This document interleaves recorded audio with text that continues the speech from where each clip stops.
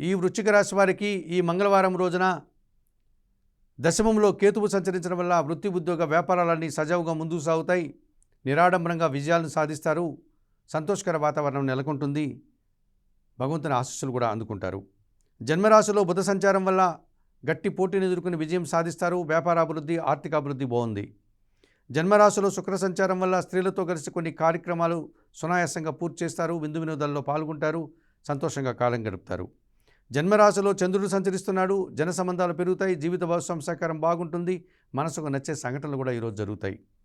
అష్టమంలో గురువు సంచరించడం వల్ల మీ మాటల వల్ల అపార్థాలు, ఆత్మీయులతో ఇబ్బందులు వచ్చే పరిస్థితి, స్త్రీలతో మనస్పర్ధలు వచ్చేటువంటి వాతావరణము, విద్యారంగంలో మీరు అనుకున్నంతగా మంచి ఫలితాలను అందుకోలేకపోతారు. తెలుపు రంగు వస్త్రధారణ చేయండి.